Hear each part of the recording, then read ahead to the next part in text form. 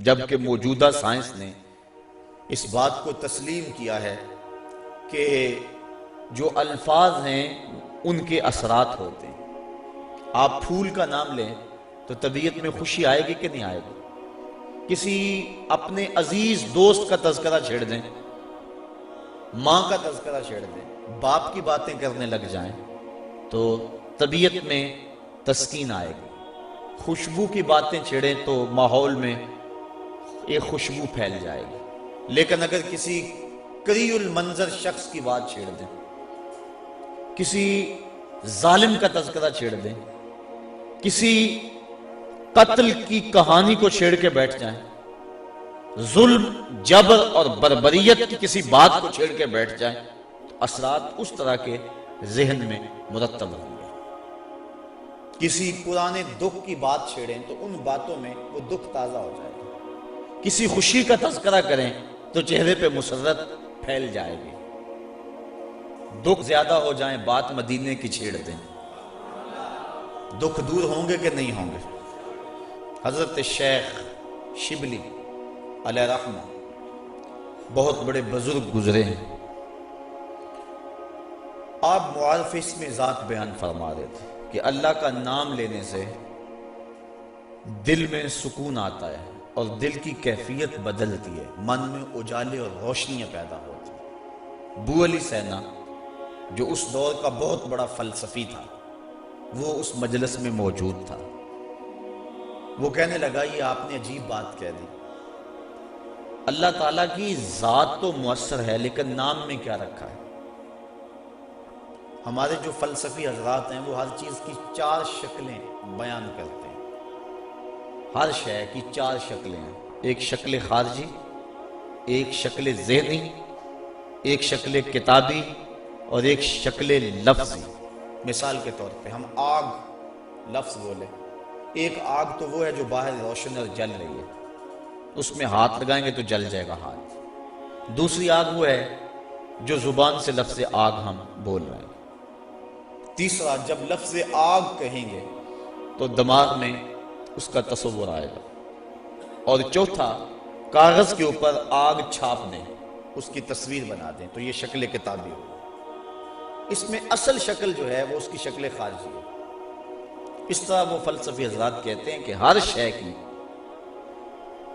4 شکلیں ہیں، حقیقی شکل شکل خارجی ہی ہوتی ہے۔ آگ کہنے سے ہونٹ نہیں جلیں گے، کاغذ پہ آگ کی تصویر چھاپ دیں تو اس سے کاغذ جل نہیں جائے گا۔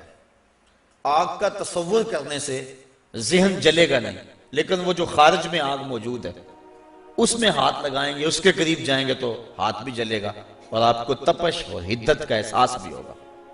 تو وہ خارجی جو اس کی صورت ہے وہی اس کی صورت اصلی ہے، باقی اعتباری صورت ہے۔ تو وہ کہتے ہیں اللہ کی ذات تو مؤثر ہے لیکن نام کہنے سے، نام لینے سے کیا ہوگا؟ تو حضرت شیخ شبلی علیہ رحمہ نے ابو علی سینا کو سمجھایا کہ نہیں میاں، نام میں بھی اثر ہوتا ہے، نام میں بھی تاثیر ہوتی ہے۔ وہ کہنے لگا نہیں، مؤثر تو صرف صورت خارجی ہوتی ہے، لہٰذا میں اس بات کو تسلیم کرنے کو تیار نہیں ہوں۔ ضد میں آ گیا۔ میں نے عرض کر دیا کہ بزرگوں کا ایک اپنا طریقہ ہوتا ہے۔ تو حضرت شیخ شبلی تھوڑا سا غصے میں آ گئے اور فرمانے لگے ابو علی سینا، میں تیرے سے کیا بات کروں، تو تو گدھا ہے۔ اس کے سرخیاں آ گئی چہرے پہ، غصے سے لال پیلا ہو گیا۔ مجھے گدھا کہا بھری مجلس میں، اتنا بڑا فلسفے کا امام، زمانہ میرے نام کا معترف، اتنی کتابیں میں نے لکھی۔ تو حضرت شیخ شبلی مسکرا پڑے، فرمانے لگے دیکھا نا، گدھے کے نام سے تیرے چہرے کا رنگ بدل گیا۔ تو کہا جب گدھے کے نام میں اتنا اثر ہے کہ تیرے چہرے کا رنگ بدل سکتا ہے تو کیا اللہ کا نام لینے سے دل کا رنگ نہیں بدل سکتا؟ تو اس کا نام لوگے تو دل بدلے گا اور دل قرار پائے گا، دل کو نور نصیب ہوگا، دل کو اجالا ملے گا اس کے بابرکت نام لینے سے۔ اس لیے جب زبان سے بندہ اللہ اللہ کہتا رہتا ہے تو اس کے اثرات اس کے دل پر مرتب ہوتے ہیں، اور کثرت سے ذکر کرنے والا شخص اس کا دل پر نور ہو جاتا ہے۔ بلکہ ہم نے تو تصوف کی کتابوں میں پڑھا ہے جب کوئی شخص ایک مرتبہ اللہ کہتا ہے، اللہ تعالیٰ اس کی طرف نظر رحمت سے دیکھتا ہے، اور جس کی طرف اللہ تعالیٰ نظر رحمت سے دیکھ لے اس کے 70 گنا جل کے راکھ ہو جاتے ہیں۔